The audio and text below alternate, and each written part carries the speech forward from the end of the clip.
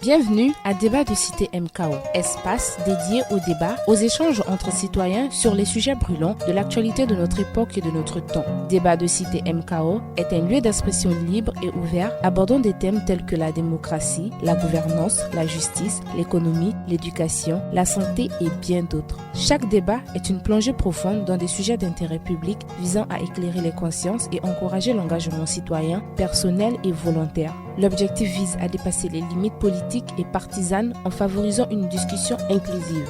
Rejoignez-nous chaque dimanche soir de 21h à 23h GMT en direct sur Xspace, Twitter. Débat de Cité MKO, véritable contrôle et veille citoyen.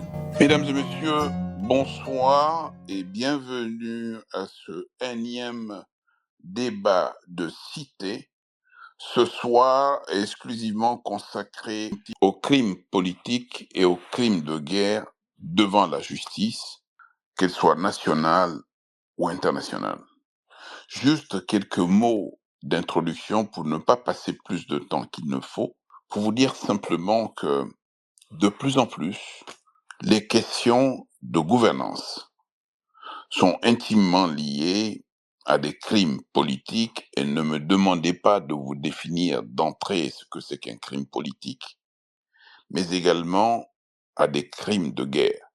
Et ces crimes politiques et ces crimes de guerre ont pour terreau l'espace et le continent africain, du nord au sud, de l'est à l'ouest, jusqu'au centre. La question politique liée à l'élection, la question politique liée à la gestion du pouvoir, la question politique liée à la dévolution du pouvoir, la question politique liée au sujet électoral sont les causes essentielles des crises politiques susceptibles d'installer des moments de guerre et des moments de guerre qui génèrent également du crime et des criminels.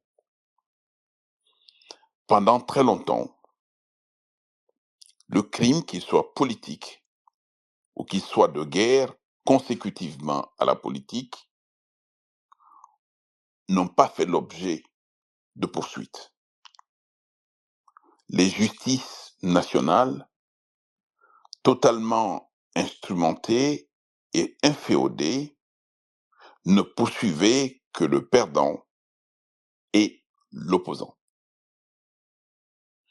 Cette chasse aux sorcières, doublée d'un instinct de règlement de compte, n'ont pas permis véritablement d'installer le règne de la justice contre le crime politique et contre les crimes de guerre. Devant ces situations inadmissibles qui ne sont pas propres à l'Afrique, mais parce qu'en Afrique, la justice avait du mal à réagir face à ces crimes, que grâce au concours de la communauté internationale, ces crimes de guerre et ces crimes politiques, et souvent des crimes de masse, ont fait l'objet de poursuites. Le système de la communauté internationale, que ce soit les Nations Unies, se sont souvent impliqués et ont aidé à élucider un certain nombre de crimes qui se sont déroulés sur les territoires africains. Mais auparavant, on peut éventuellement évoquer la situation de la Yougoslavie de l'époque, où ces crimes qui ont été commis ont été poursuivis grâce également au concours du système des Nations Unies. En Afrique, on peut parler de l'exemple du Rwanda, qui est un exemple patent, en raison bien évidemment du génocide qui a vu près d'1 million de personnes être décimées dans des conditions difficiles. L'initiative au plan local via les Gachacha n'a pas permis véritablement de juguler ce phénomène lorsqu'il a été conçu un tribunal pénal international pour le Rwanda, installé ailleurs qu'au Rwanda. Quelques initiatives ont été prises par-ci, par-là, quelques crimes politiques et des crimes de guerre ont été poursuivis le plus souvent en dehors du continent.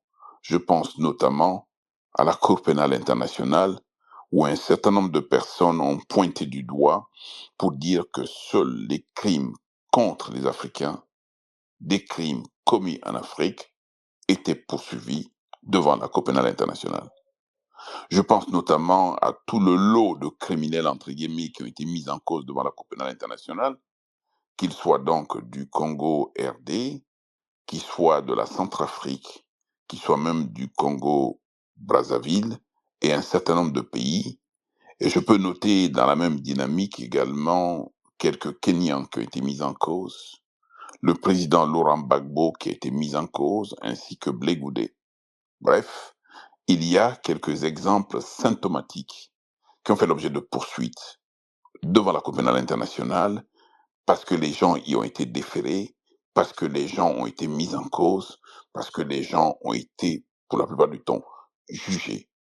Quelques-uns reconnus non coupables, d'autres condamnés et qui purgent les peines ou ont fini de purger, par exemple, les peines. Ces situations qui ont évolué un tout petit peu, notamment avec l'exemple de la Centrafrique, où en ce moment siège une juridiction internationale en Centrafrique pour poursuivre des crimes qui impliquent des Centrafricains ou qui ont été perpétrés sur le territoire de la Centrafrique. La question est que nous avons besoin de comprendre le mécanisme suivant lequel la justice internationale, qu'elle soit en déport sur un territoire étranger ou même sur l'espace du territoire national, on a besoin de comprendre le mécanisme par lequel cette justice internationale ou même nationale est déroulée pour poursuivre les crimes politiques et les crimes de guerre.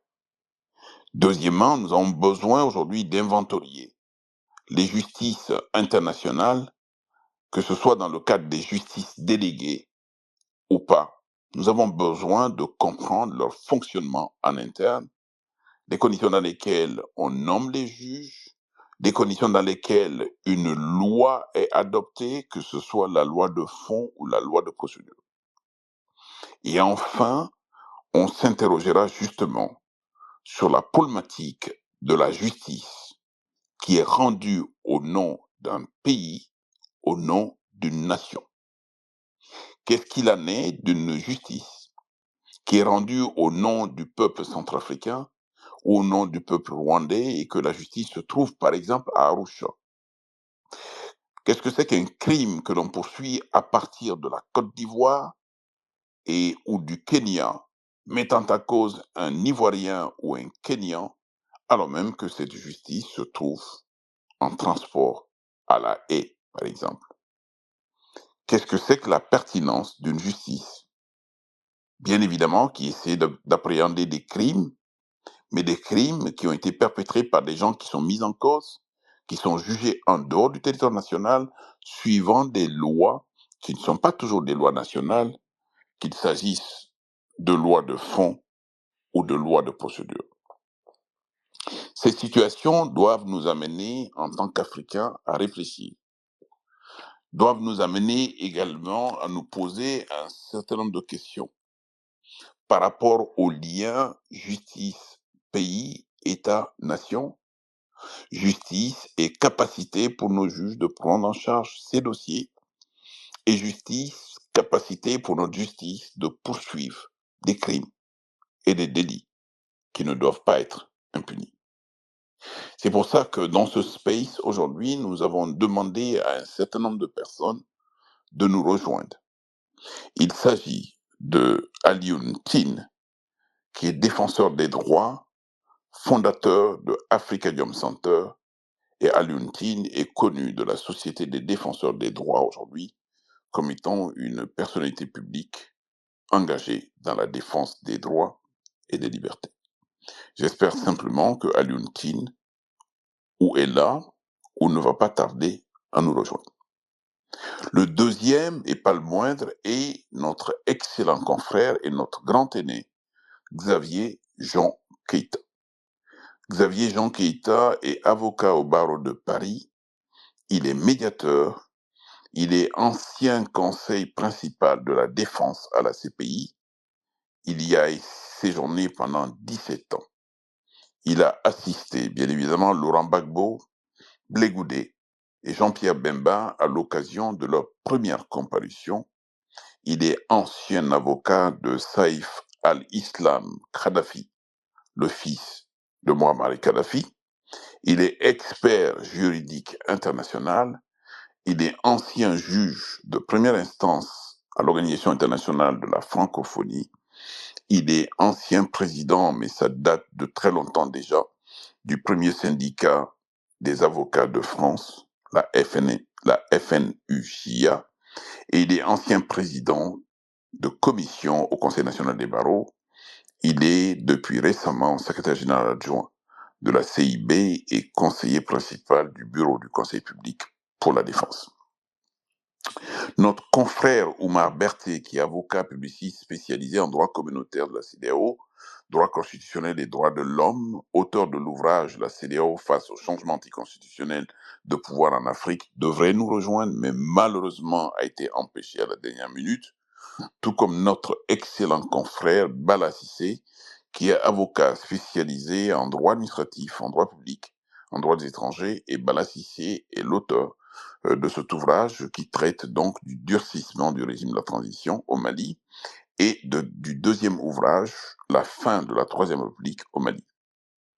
Madame le juge Adélaïde Dembélé, qui est magistrate de grade exceptionnel, de nationalité burkinabé et ancienne juge d'instruction au Burkina Faso, est actuellement juge d'instruction à la Cour spéciale en Centrafrique, ne pourra pas nous rejoindre également à la dernière minute, a eu un empêchement.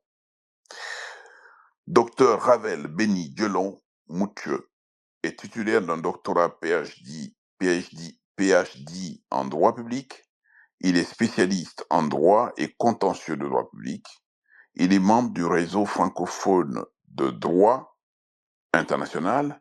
Il a fondé l'association dénommée Société internationale de droit, qu'il préside d'ailleurs.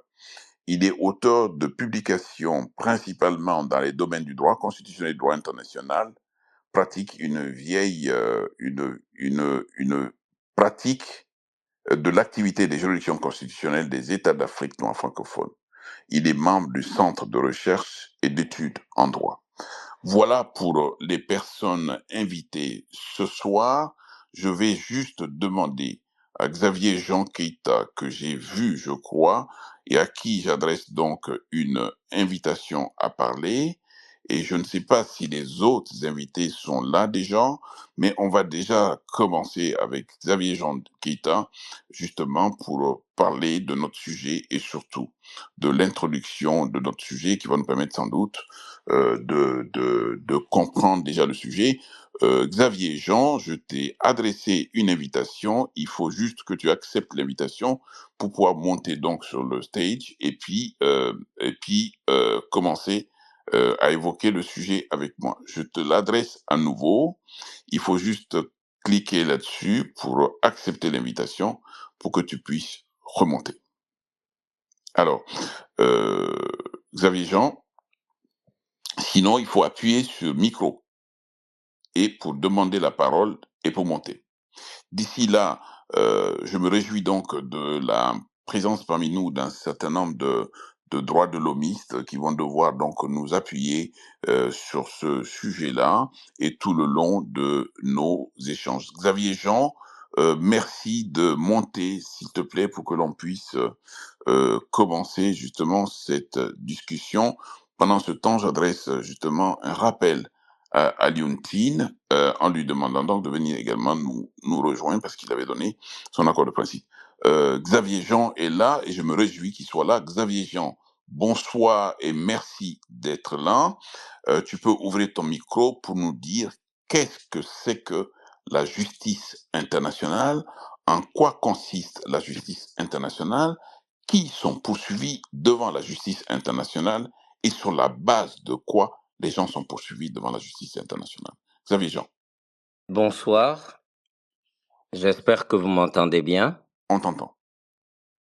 Je voudrais remercier mon confrère et ami Monsieur le ministre Konaté pour cette invitation et vous, tous les auditeurs, à une heure assez tardive, le jour du Seigneur, le jour du repos, d'être suffisamment passionné pour être en ligne sur un tel sujet. Alors, mon ami Konaté a fait une introduction un petit peu taquine, je dirais même par moments biaisée. C'est à dessein certainement pour créer le débat. Je ne suis pas un spécialiste des juridictions internationales que je n'ai pas fréquentées, mais que j'ai étudiées de loin, puisque dans le droit comparé, tout est utile, tout peut faire jurisprudence. Ce que je peux dire de la chapelle que j'ai fréquentée assidûment pendant 17 ans, c'est-à-dire la Cour pénale internationale que j'ai rejointe en janvier 2007 pour ouvrir le premier et seul bureau de la défense et le diriger donc jusqu'à janvier dernier.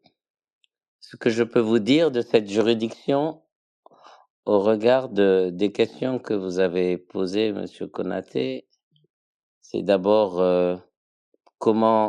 quel est le mécanisme de création de ces juridictions. Pour parler des juridictions ad hoc, le mot ad hoc en latin veut dire créé pour cela.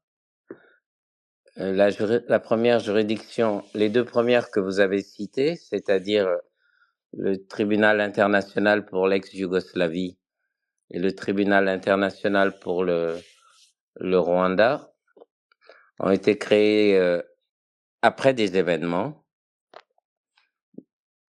surprenants du siècle dernier.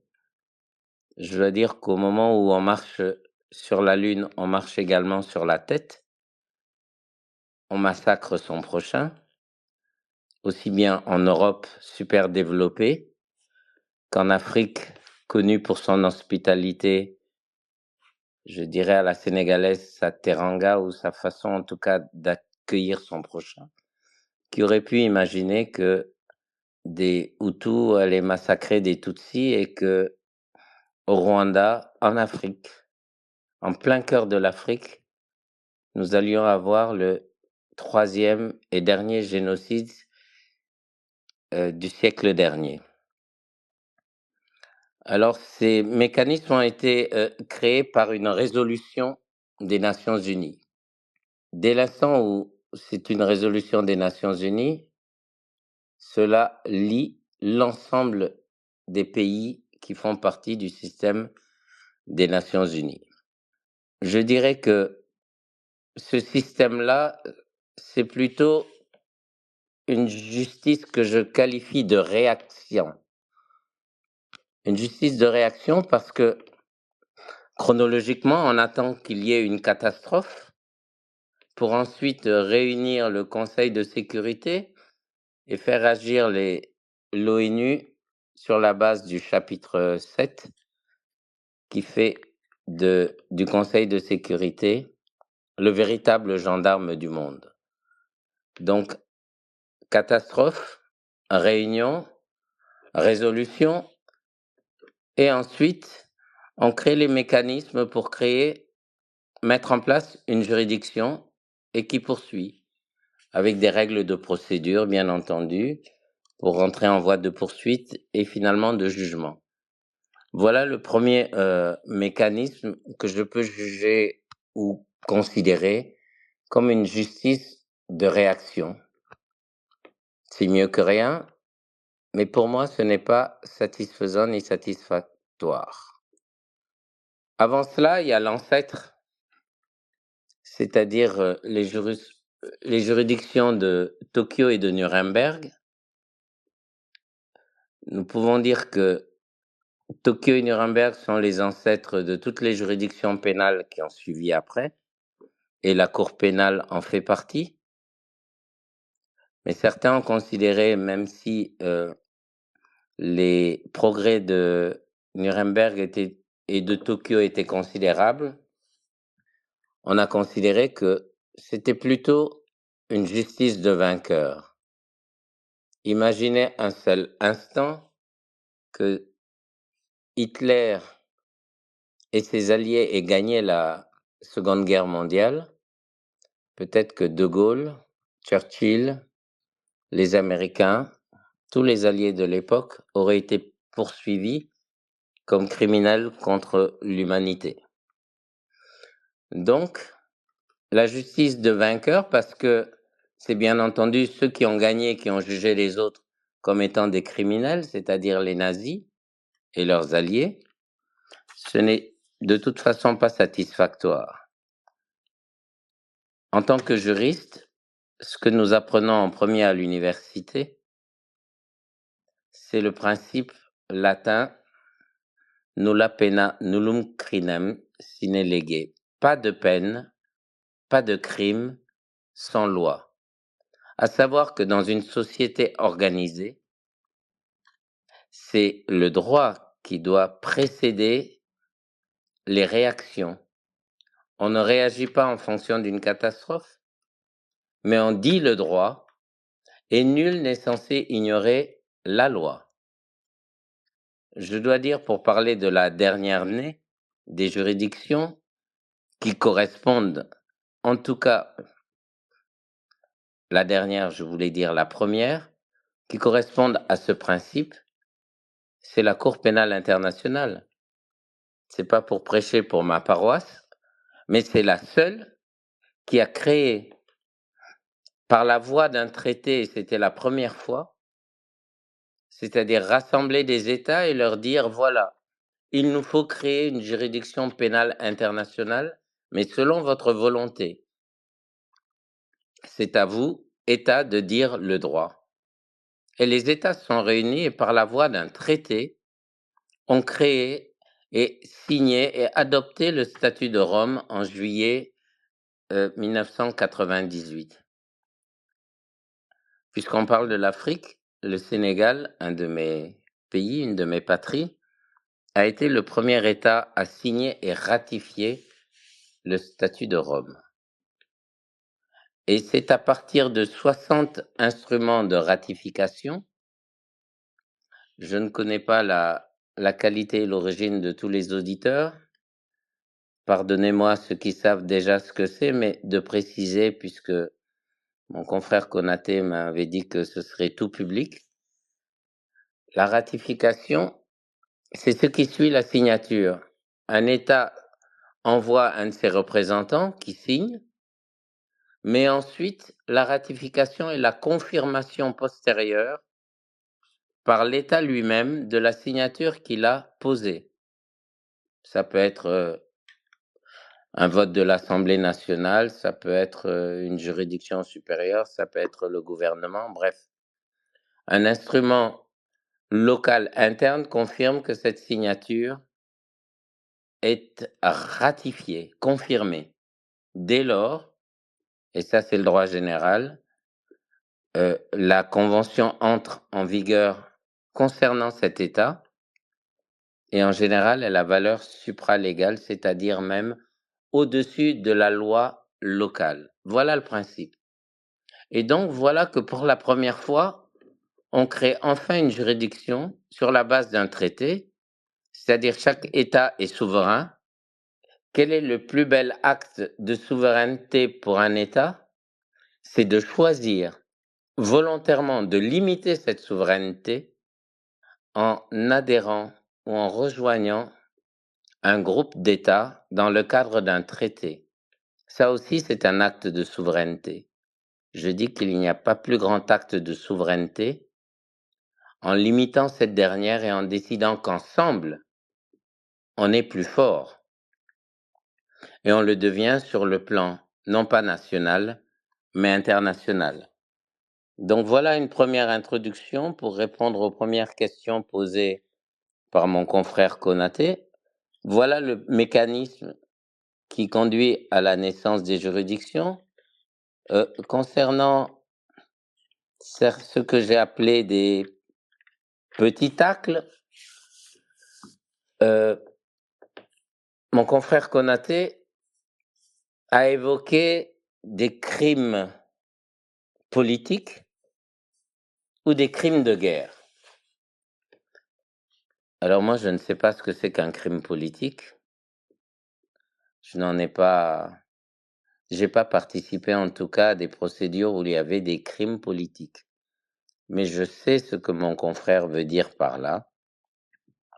Il veut certainement dire que des crimes ont à l'origine une volonté politique. Bref, pour moi, quelle que soit la volonté, un crime est un crime.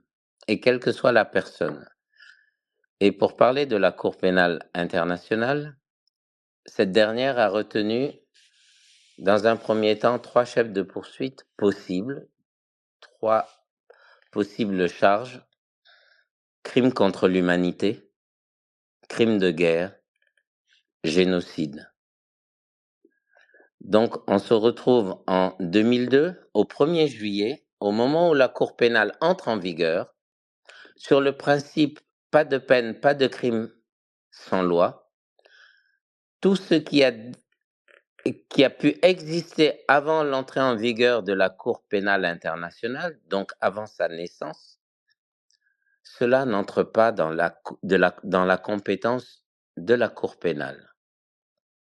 Mais les faits, à partir du 1er juillet 2002, donc sa constitution, peuvent être poursuivis par la Cour pénale internationale. En 2010, il y aura une première révision qui se passera à Kampala.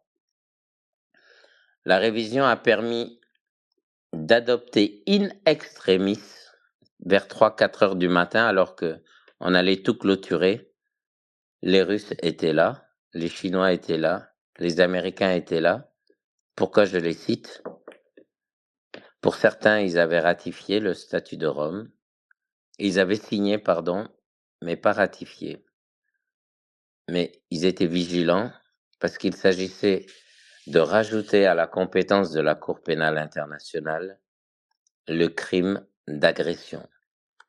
Le crime d'agression, c'est celui qui permet à certains grands États, dotés ou non de l'arme nucléaire, d'envahir son voisin, et vous voyez à quoi je fais allusion, et à nous créer en pleine Europe une guerre qui touche le monde entier.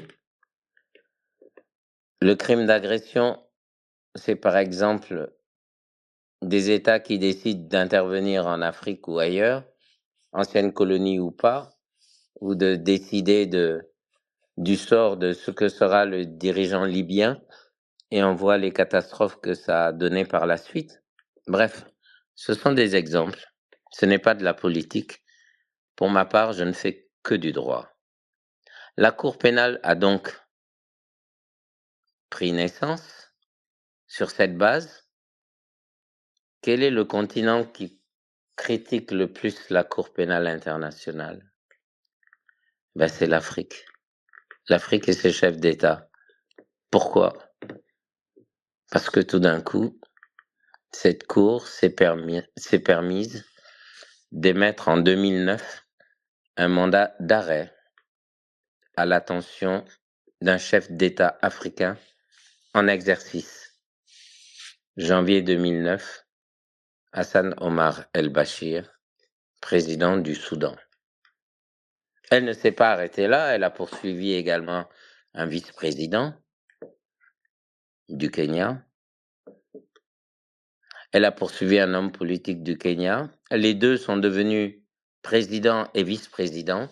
Ça n'a pas empêché la Cour de poursuivre sa procédure. Juste pour vous dire que, à ce moment-là, nos chefs d'État se sont rendus compte que la Cour pénale existait. Ils n'ont pas bronché lorsque un Congolais, chef de milice, a été poursuivi pour la première fois, Thomas Lubanga Dilo. Personne n'a bronché quand on a arrêté et poursuivi un des leurs, vice-président de la RDC, rang de sénateur. Jean-Pierre Bemba, personne n'a bougé. Mais lorsque, tout d'un coup, un chef d'État en exercice a été poursuivi, là, la campagne contre la Cour pénale a commencé pour en faire une cour coloniale, une cour qui ne poursuit que les Africains, j'en passe et des meilleurs. Combien de fois on m'a demandé, mais vous êtes africain, vous avez l'air fier de vos racines maliennes, sénégalaises, vous parlez bambara, vous parlez wolof. Comment un Africain comme vous peut être complice et travailler comme haut manager dans une juridiction coloniale? Je vous cache pas que je n'ai pas mâché mes mots pour remettre à leur place mes interlocuteurs, mais je pense que j'interviendrai pour plus tard pour expliquer pourquoi la Cour pénale n'est pas une cour coloniale, pourquoi les Africains restent aujourd'hui sur 124 États membres, puisque l'Arménie a rejoint la Cour récemment, 124 États membres, ce ne sont pas les Nations Unies, ce n'est pas toute l'Afrique, l'Afrique compte 54 États. Figurez-vous que 33 de ces 54 États sont signataires et ont ratifié le statut de Rome comme membre à part entière. C'est le groupe le plus important. À moins de jeter un pavé dans la mare de la discussion, je suis sûr que certains d'entre vous vont être étonnés. Oui, le groupe africain est le groupe le plus important de la Cour pénale internationale. 33. Après, c'est 28. Je crois que c'est les groupes euh, d'Amérique du Pacifique. 28. Après, le groupe d'Europe. 19. Ensuite, les autres groupes. Donc, majoritairement des États africains, majoritairement la contestation vient de là, et majoritairement, c'est vrai, je le reconnais, la plupart des personnes poursuivies jusque-là venaient de mon continent. Mais comme je le dirai, je l'expliquerai un peu plus tard quand la parole me sera redonnée, parce que je la confisque depuis peut-être trop longtemps. Un dernier mot pour vous dire en tout cas que parmi les principes qui ont donné portant reste le principe de complémentarité. Que veut dire la complémentarité?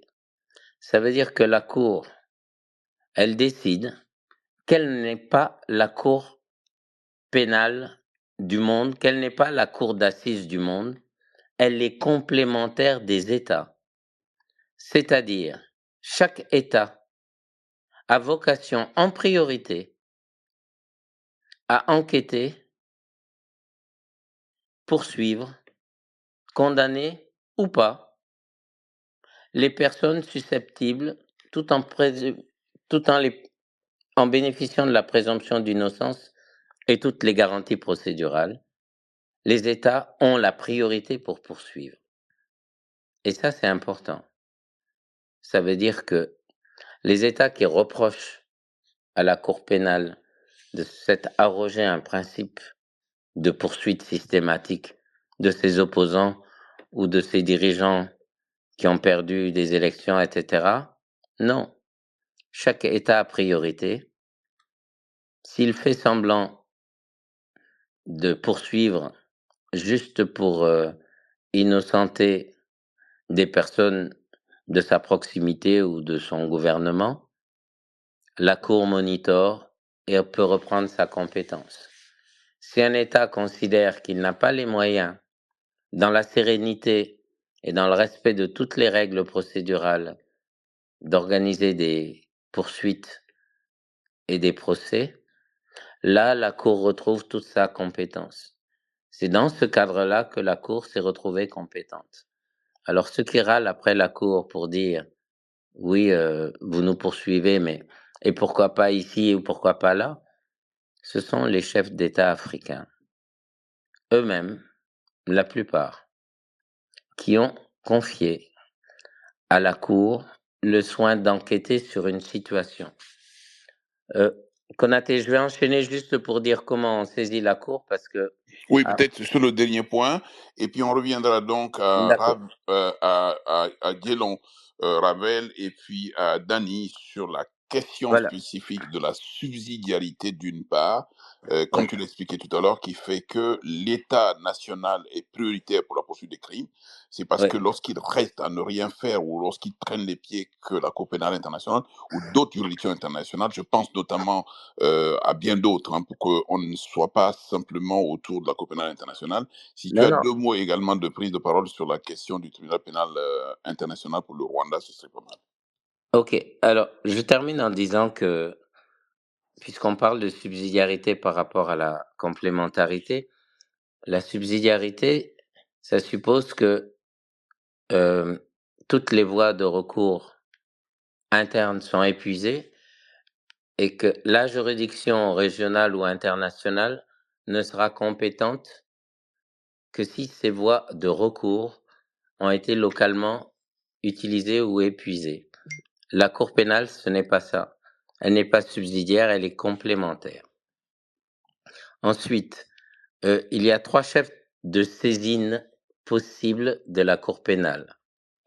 Le premier, c'est une initiative d'un État partie, un des 124, qui considère que chez lui, il se passe une situation qui peut être de la compétence de la Cour avec des crimes contre l'humanité, crimes de guerre, génocide, agression. C'est une situation. Ne pensez jamais qu'un État a compétence pour déférer Gbagbo, Blé ou Bemba à la Cour pénale. Non. Un État défère une situation et le procureur de la Cour pénale enquête. Et c'est au terme d'une enquête complète, minutieuse, d'une évaluation interne, qu'une situation peut devenir une affaire, c'est-à-dire le procureur contre X, Y ou Z. Le deuxième chef de compétence possible, c'est une initiative proprio motu de la procureure ou du procureur de la Cour pénale internationale qui considère que dans tel coin du monde se passe une situation qui requiert son intervention directe. Pour ce qui nous concerne, ce n'est arrivé qu'une fois. Et cette seule fois-là pourrait être le reproche fait à la Cour pénale internationale de poursuivre des Africains. La situation Kenya a donné, a provoqué une enquête internationale. C'est le résultat de cette enquête que le procureur de la CPI a analysé et sur cette base-là a décidé de déclencher ses propres poursuites concernant le conflit post-électoral au Kenya. Pour éviter qu'il y ait un gap, c'est-à-dire une partie du monde qui échappe à la compétence de la Cour parce que ça ne se passe pas dans un État partie, ou alors parce qu'un citoyen ou un ressortissant d'un des États parties n'est pas l'auteur présumé, toujours innocent. Pour éviter donc un gap et qu'il y ait une catastrophe qui se passe dans le monde, on a décidé de confier aux gendarmes du monde, et c'est une partie un peu qui affaiblit la CPI alors qu'elle a vocation à la renforcer, et vous allez comprendre pourquoi. Le vrai gendarme du monde, le Conseil de sécurité, peut décider de déférer une situation à la Cour pénale, et là, la Cour pénale enquête. Cela s'est passé pour la Libye, et j'ai été l'avocat de Saïf al-Islam Kadhafi pendant pratiquement 2 ans. Ça a été le cas pour le Darfour, Soudan. Donc voilà les 2 principaux cas où une situation a été déférée par le Conseil de sécurité. En dehors de ces 3 possibilités-là, vous regardez 3/4 des affaires qui ont concerné la CPI et toutes les affaires africaines pratiquement, la situation a été déférée par un chef d'État dont certains sont encore en exercice et ont hurlé avec les loups en disant: mais c'est quoi cette CPI? Que ce soit la situation, la première, Ouganda, que ce soit la RDC, que ce soit la Centrafrique, que ce soit le Mali, la Côte d'Ivoire, ce sont les chefs d'État qui sont venus trouver la CPI et qui ont demandé l'intervention de la CPI. Donc ça, avec la complémentarité qui donne priorité aux États africains, vous seriez mal placé de relayer que la Cour pénale est une cour coloniale, alors que c'est les Africains eux-mêmes qui l'ont saisie, et tant mieux. Je préfère un continent comme le mien qui soit en proie à des poursuites devant la CPI, parce que s'il y a des poursuites, il y a forcément des victimes, et la Cour pénale est une des premières cours internationales à donner une place aux victimes, et c'est important. Donc s'il y a des victimes, c'est qu'il y a au moins des catastrophes ou une guerre civile, et aucun pays ne peut se développer en pleine guerre civile. Donc je ferai une transition directe pour dire que si la justice doit passer pour ramener la paix, eh bien, bienvenue à cette justice pénale internationale et merci la CPI d'avoir au moins fait le ménage. Vous aurez constaté maintenant, en Afrique ou partout ailleurs, on ne tire plus comme avant dans la foule. Blaise Compaoré, quand la foule a marché vers son palais, c'est lui qui a été exfiltré, c'est lui qui a fui. Avant, on aurait tiré dans la foule. Pareil en Tunisie. Ben Ali a fui. Donc, c'est ce nouvel ordre mondial qui est instauré par la CPI, qui est là avec ses qualités et beaucoup de défauts. Et je suis le premier à en parler, mais on peut en débattre. Les qualités, en tout cas, qu'elle a, ses qualités de dissuasion judiciaire, ça, c'est un facteur également d'apaisement et de démocratie, surtout que l'article 27 du Statut de Rome est le plus démocratique qui existe, c'est-à-dire aucune qualité ministérielle de chef d'État ni de roi n'est opposable à la poursuite de la CPI. Je reviendrai ultérieurement. Je m'arrête là, Konaté. Chaque fois, j'ai beau être retraité de la CPI depuis quelques mois, mais dès que j'en parle, la passion revient et il est difficile de m'arrêter.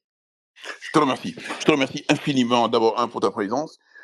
Et puis, deuxièmement, pour ce sujet qui est à la fois banal et délicat, parce que quelque part très complexe. Le mécanisme par lequel on a institué la Cour pénale internationale, tu l'as indiqué. La manière dont les Africains participent à l'intérieur et majoritairement dans le cadre de la Cour pénale internationale, tu l'as indiqué. Les conditions dans lesquelles les personnes poursuivies, qui pour la plupart viennent d'Afrique, et les conditions dans lesquelles ces personnes sont mises en cause devant la Cour pénale internationale, tu l'as indiqué au point que on peut avoir un débat. Je voulais juste me tourner, d'abord à saluer la bienvenue de Fatoumata Kouyaté, Koroth, me tourner vers Dani et vers Ravel. Ravel, sur la problématique du Conseil de sécurité.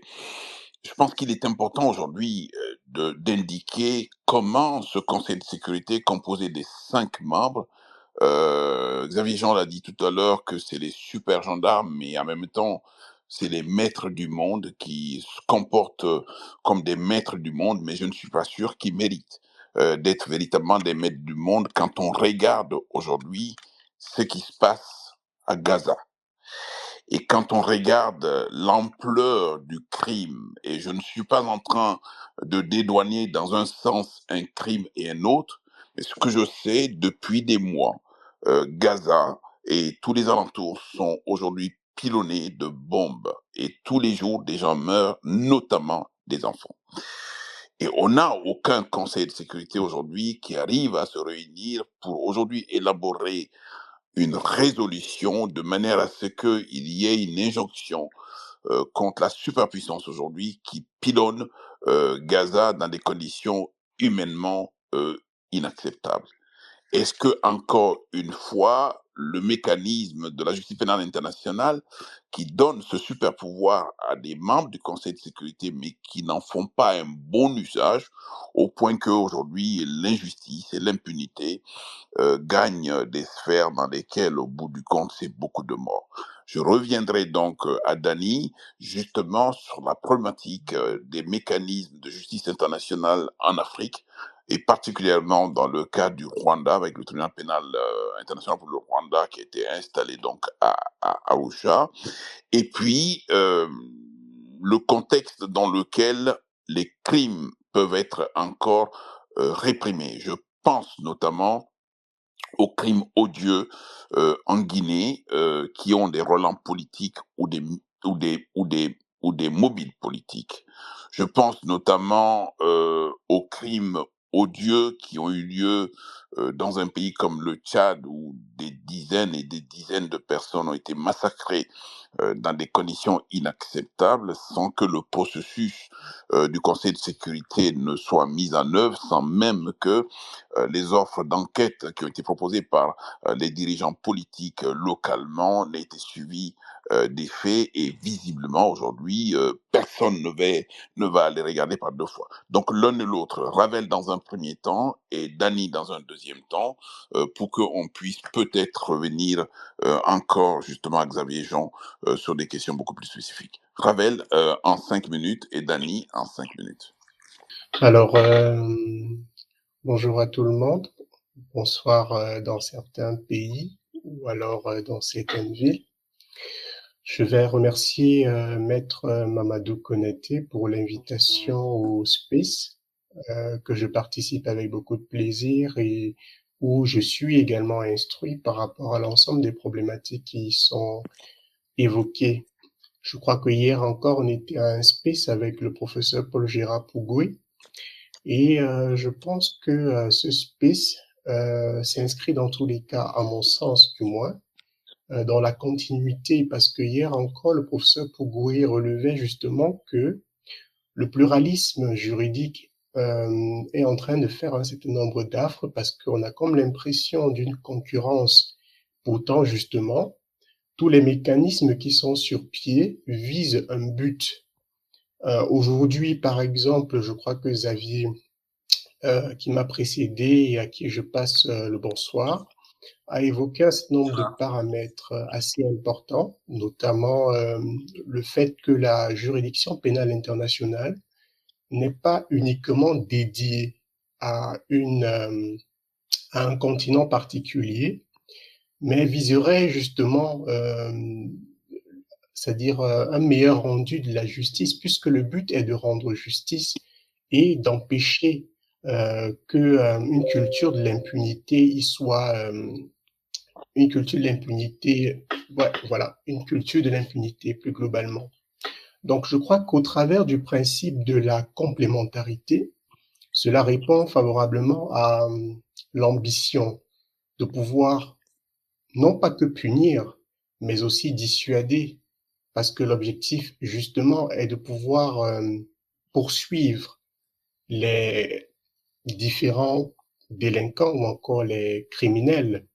On évoquait encore tout à l'heure le cas des superpuissances. Il me souvient, il y avait une procédure, ou encore du moins, il y a une procédure qui est pendante au niveau de la CPI relativement au président Poutine. Mais justement, on remarque qu'il s'arrange à ne pas se déplacer dans les États qui sont membres de l'accord de Rome, justement parce que il va directement être saisi et puis directement déféré au niveau de la Cour.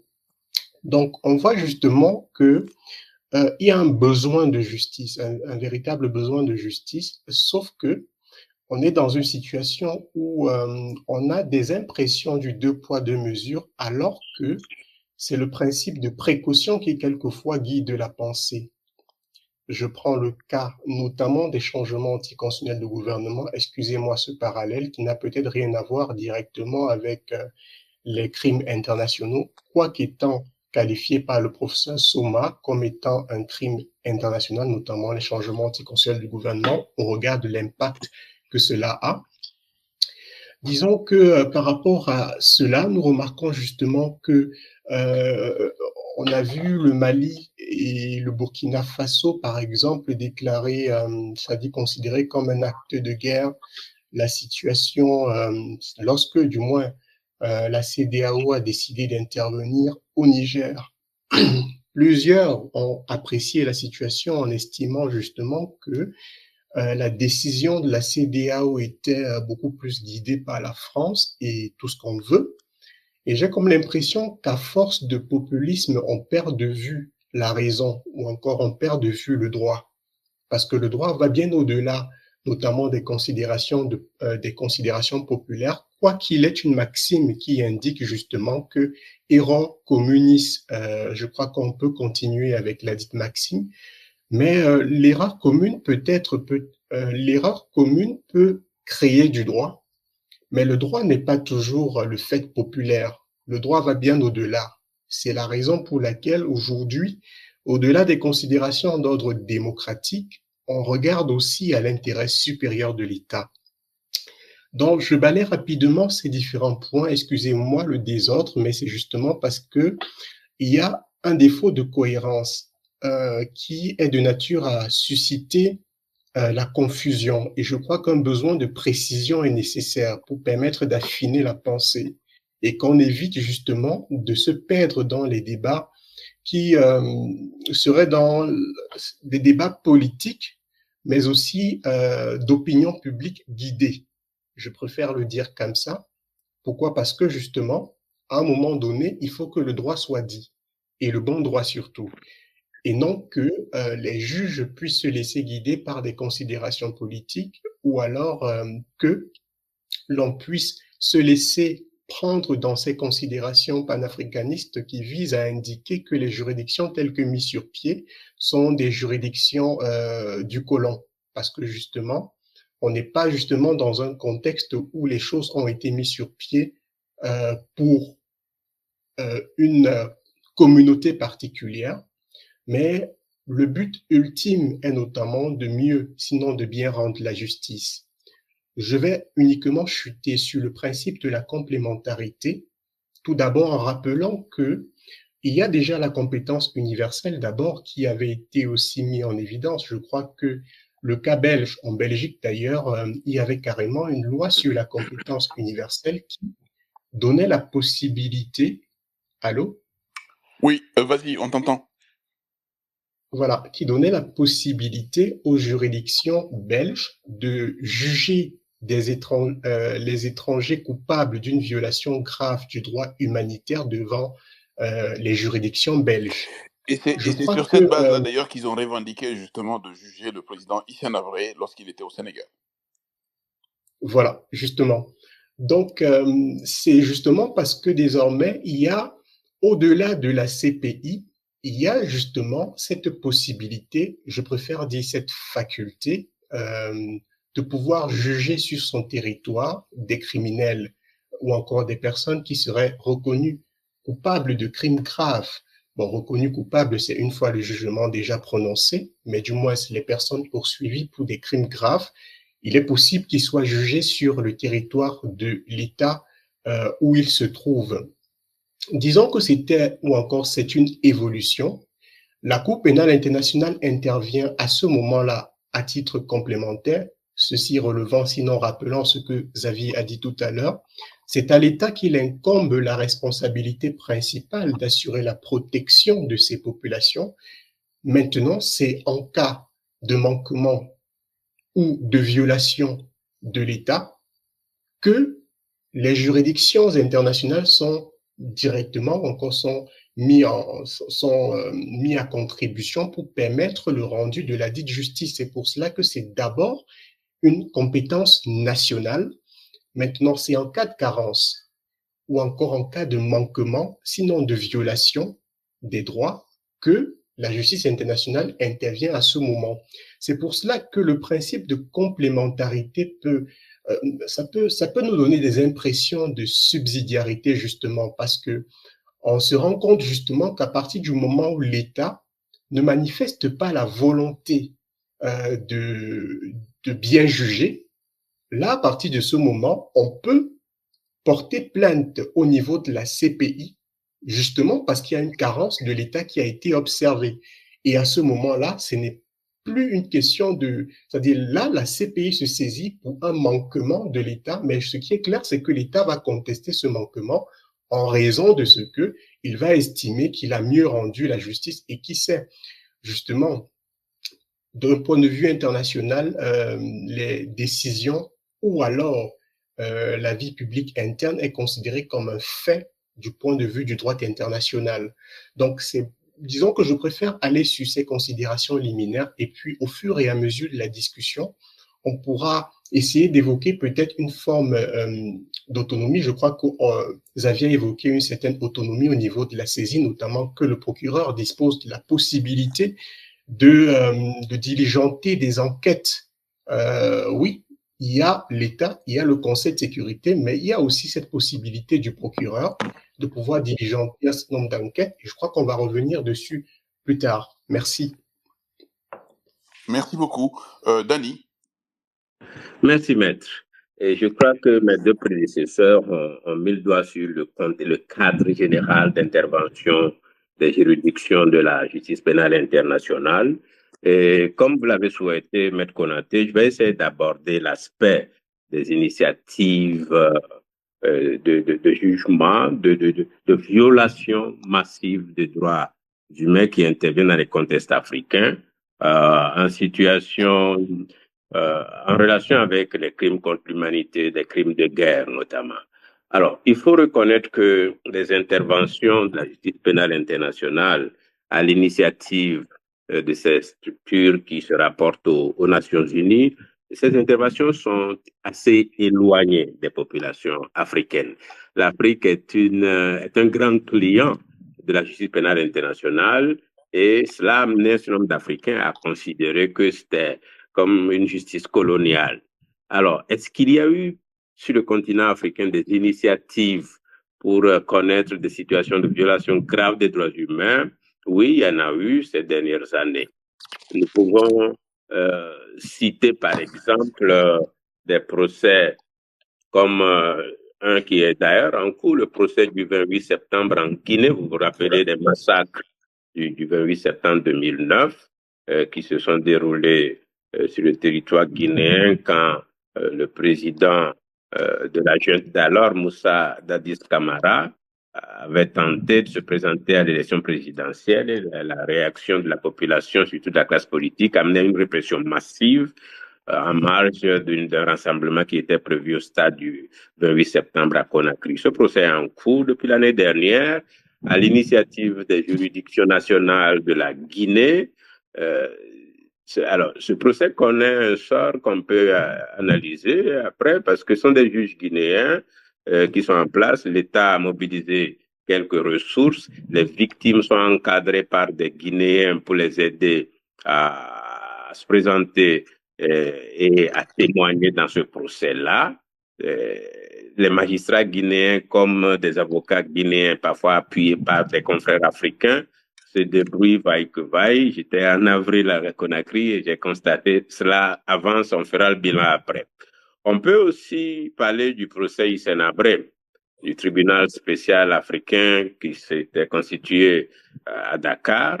Et vous vous rappelez, en mai 2016, Hissène Habré, cet ancien dictateur tortionnaire potentat tchadien, a été condamné donc parce que il avait commis des crimes contre sa population et un certain nombre d'infractions caractérisées comme crimes contre l'humanité.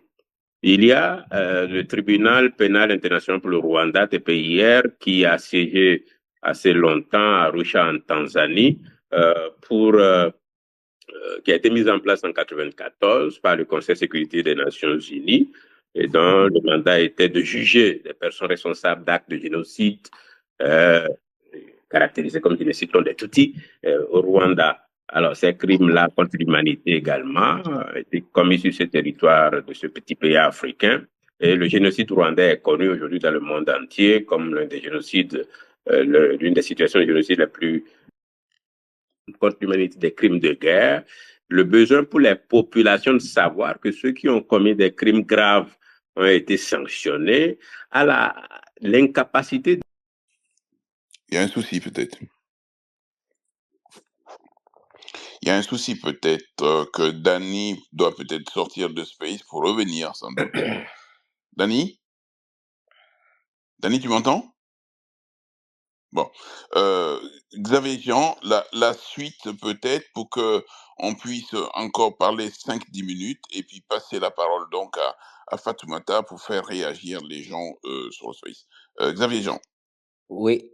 Est-ce que tu as un point particulier? Non, en complément de ce que tu as dit, je pense Oui. que ce qui est le plus important aujourd'hui, c'est aussi de répondre à la question qui revient très souvent.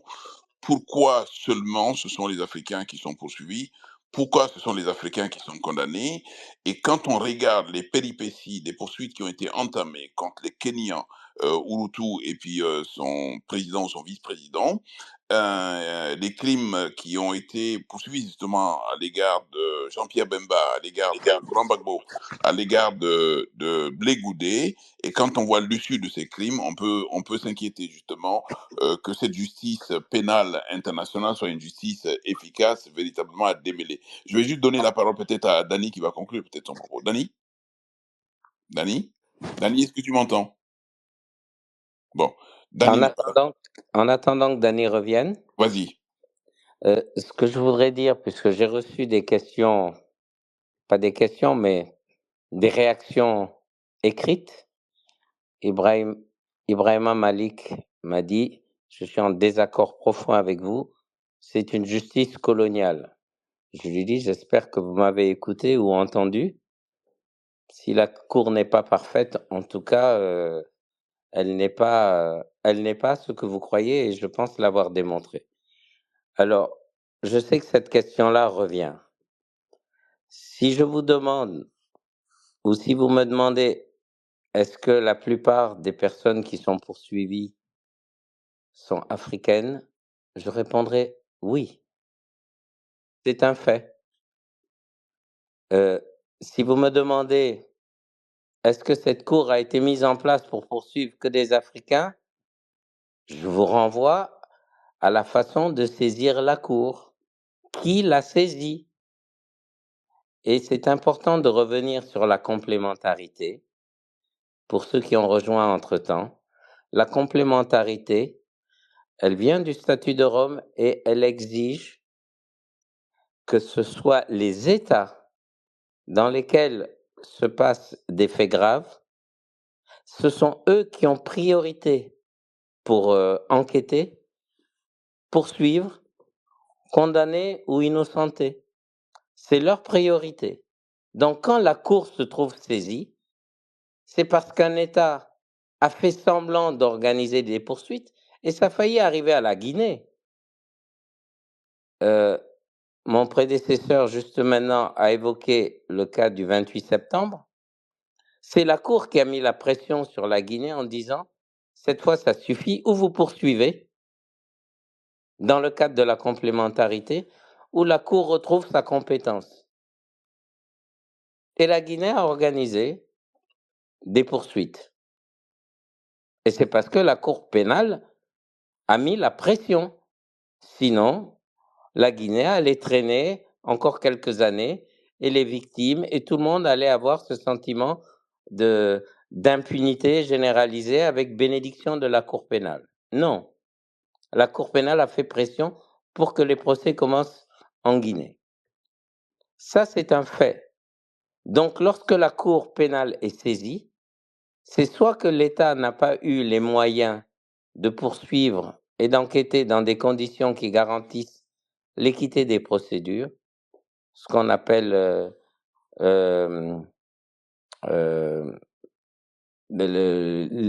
l'équité, tout simplement des procédures. Et donc, la Cour reste vigilante. Elle ne se trouve pas dessaisie. Elle reste vigilante. Quand une juridiction dit « je n'ai pas les moyens », ou quand la juridiction locale est totalement biaisée, la Cour qui monitore, elle reprend la main et elle poursuit. Donc, comment peut-on dire, alors que la situation en Ouganda, c'était la première situation, c'est le président actuel Museveni qui a saisi la Cour pénale internationale. La RDC, c'est le président Kabila qui a saisi la Cour pénale internationale.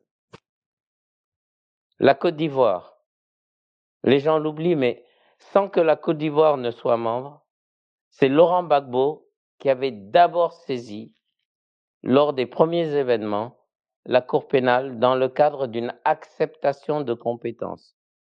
Exactement ce que l'Ukraine a fait lorsqu'elle a eu ses premières invasions qui venaient de la Russie. Elle a dit, je confie à la Cour pénale, j'accepte sa compétence.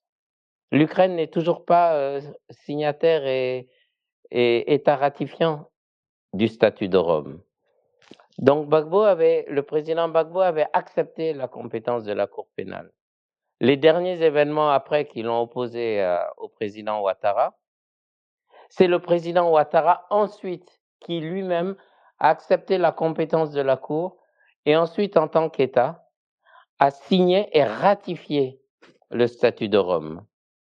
Le Mali, pour ce qui s'est passé dans le nord du Mali, ce sont les autorités maliennes qui ont envoyé une délégation à La Haye, et j'étais là, pour venir saisir la Cour pénale et lui confier la situation qui se passe au nord du Mali. Et actuellement, il y a une affaire pendante. Vous voulez un autre pays? L'ensemble des États qui sont actuellement concernés par les poursuites, c'est une initiative des États eux-mêmes.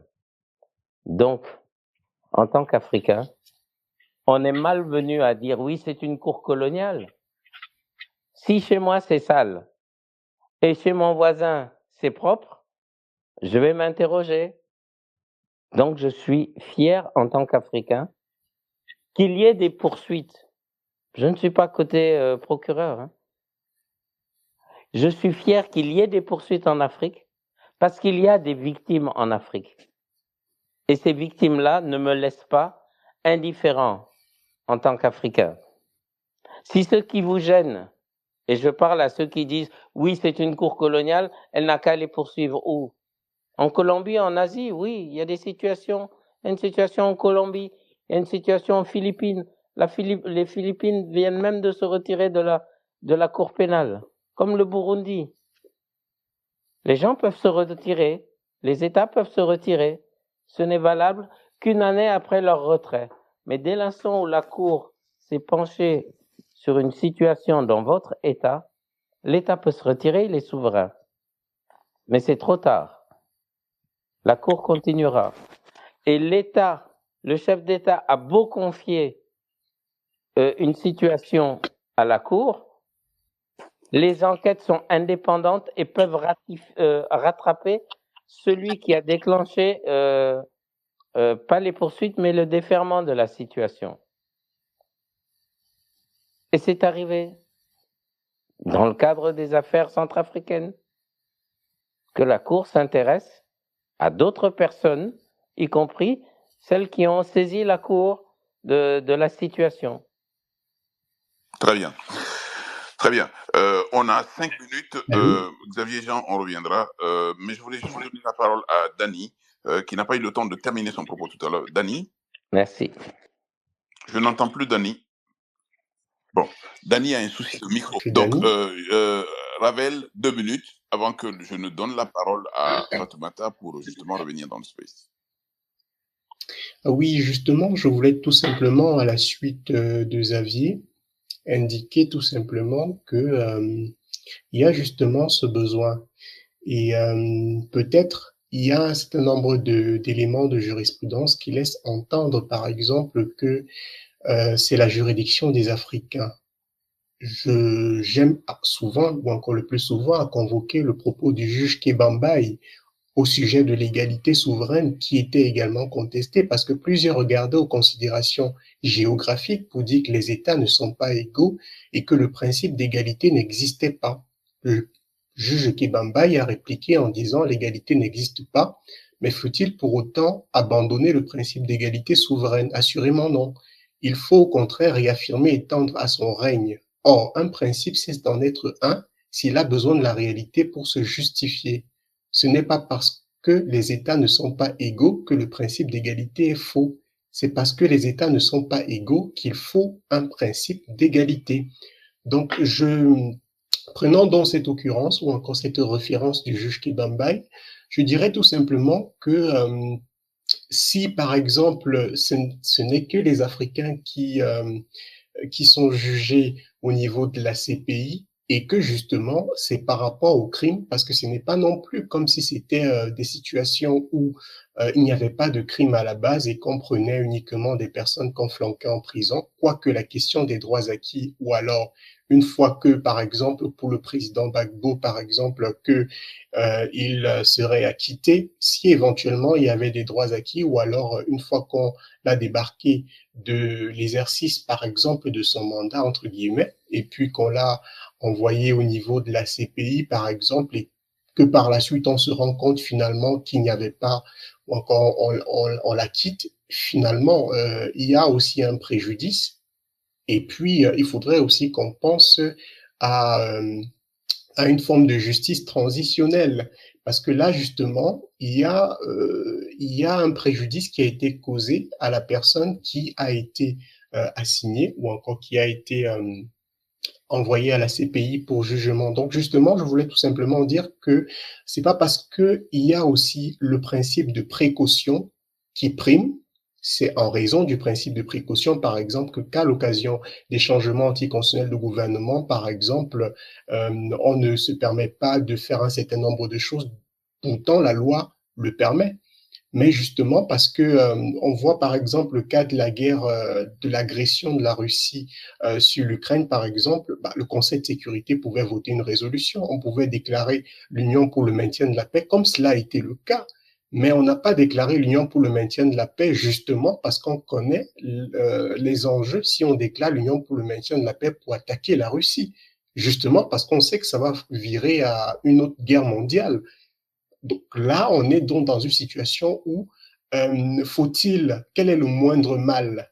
Attaquer la Russie, c'est-à-dire attaquer la Russie, ou bien laisser la Russie continuer son invasion et par la suite renforcer plutôt l'Ukraine pour qu'elle soit en mesure de pouvoir se Très bien. défendre.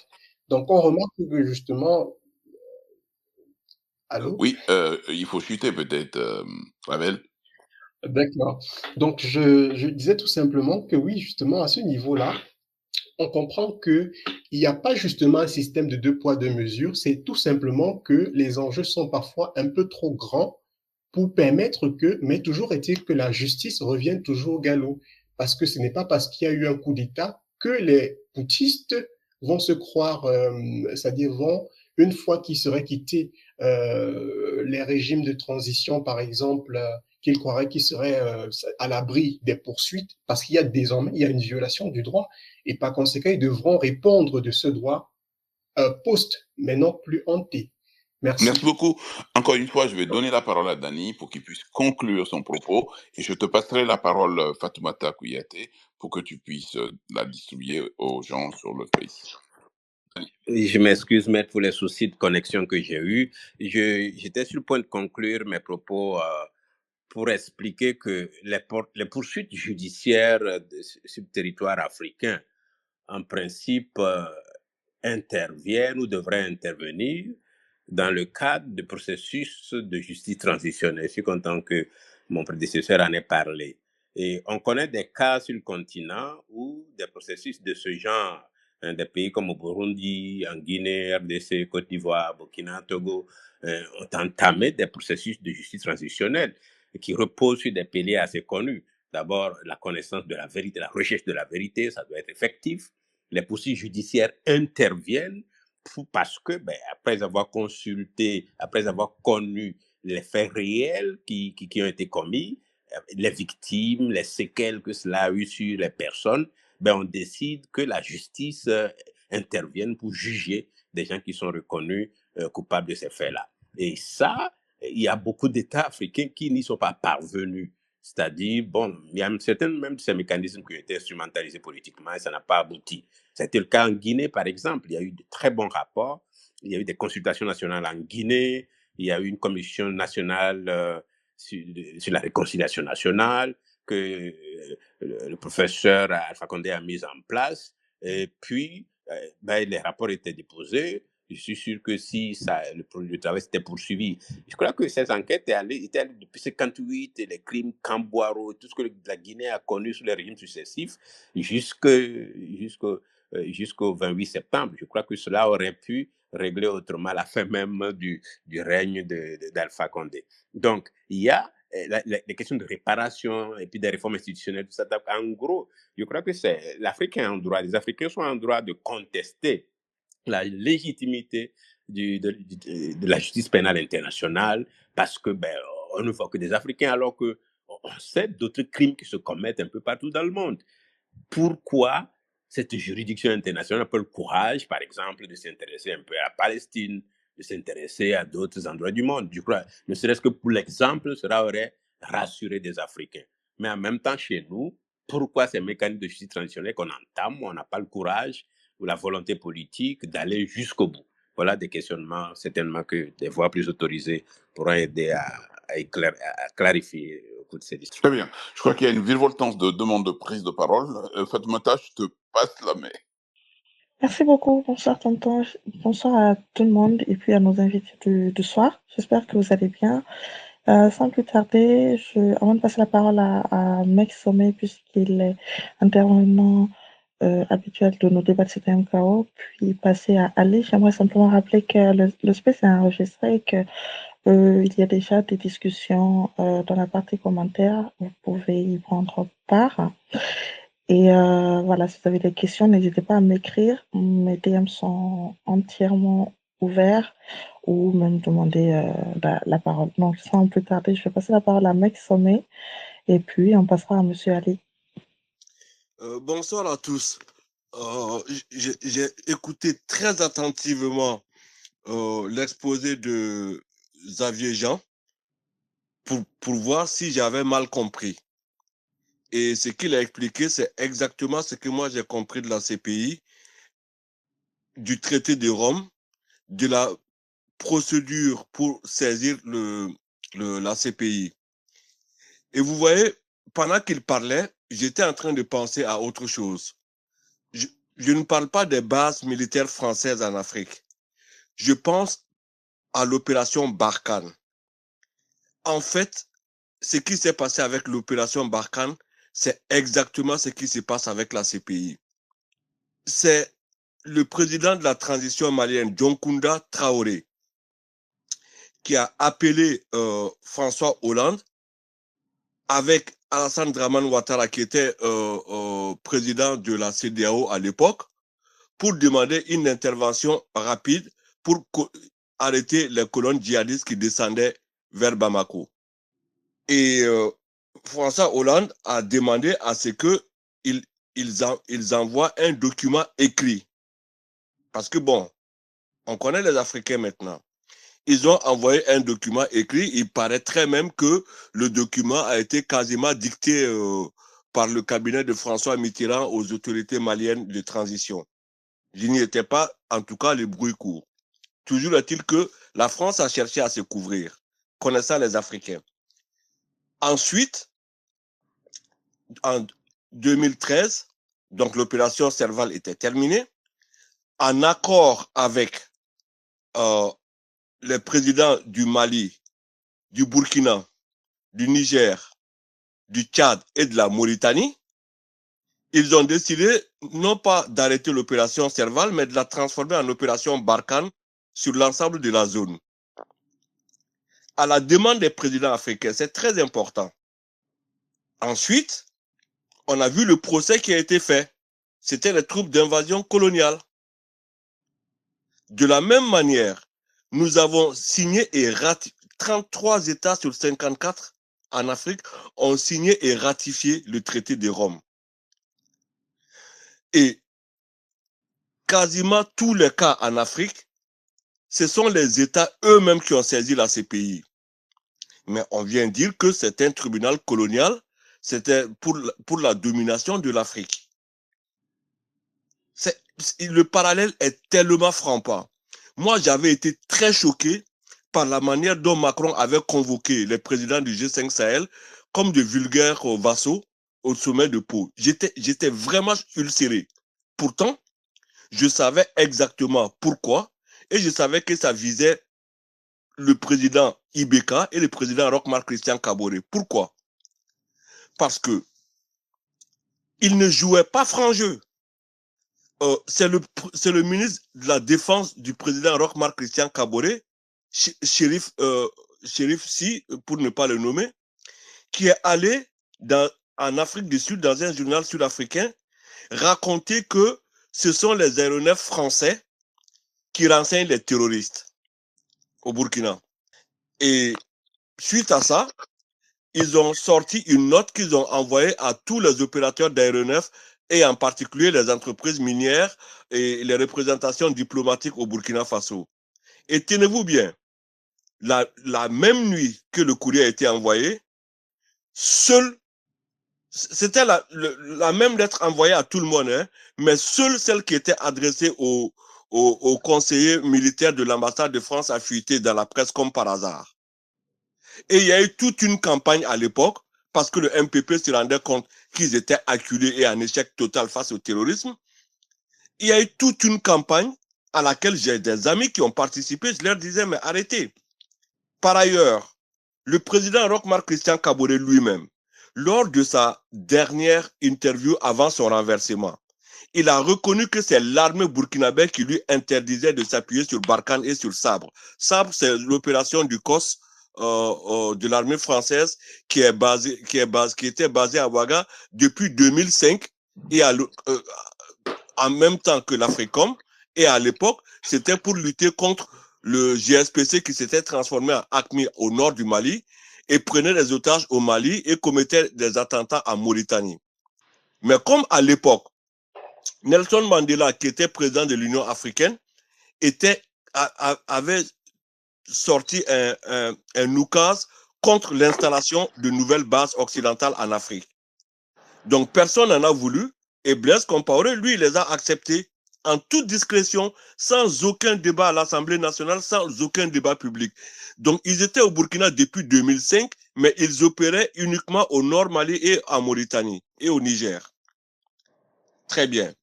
Quand Blaise Compaoré est tombé en 2014, les Américains qui, eux, savent faire de la veille, ils ont immédiatement déménagé l'Africom à Agadez au Niger. Parce que eux, ils monitorent ce qu'il se passe.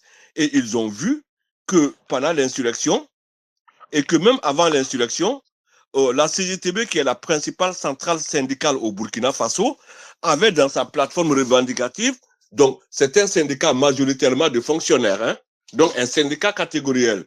Eh bien, l'un des points de sa plateforme revendicative récurrente, c'était le départ des forces françaises et américaines du Burkina Faso. Donc eux, ils savaient que les gens qui allaient succéder à Blaise Compaoré doivent leur pouvoir aux insurgés de 2014-2015. Et que donc, tôt ou tard, la présence de ces bases-là poserait problème. Et quiconque connaît l'histoire du Burkina Faso n'est pas étonné. En 1965, c'est-à-dire pendant la toute-puissance de De Gaulle et Focard, Maurice Yameogo, le premier président de la Haute-Volta, il a fait fermer toutes les bases françaises en Haute-Volta, malgré toute la pression qu'il a reçue de leur part et de la part de Houphouët-Boigny. Et il faut savoir que la plus grande base militaire française en AOF était à Bobo-Dioulasso. Il vous suffit de prendre une carte de l'Afrique de l'Ouest et de regarder et vous allez comprendre pourquoi c'était là. Parce que c'était central et ça permettait de rayonner partout. Donc en fait, il y a toute une histoire au Burkina Faso sur les bases militaires françaises. Blaise Compaoré les a fait venir en 2005, tout le monde a fermé sa gueule. Dès qu'il est parti, là, tout le monde a commencé à réclamer leur départ. Donc, et le président Roch, il le savait très bien, il n'a pas eu le courage de leur demander de partir, il n'a pas eu le courage de s'appuyer sur eux dans sa lutte antiterroriste. Et après, ce sont les membres de son parti qui ont commencé à dire que, mais qu'est-ce qu'ils font là, dans un cas énorme, avec un matériel impressionnant, mais ils ne nous aident pas.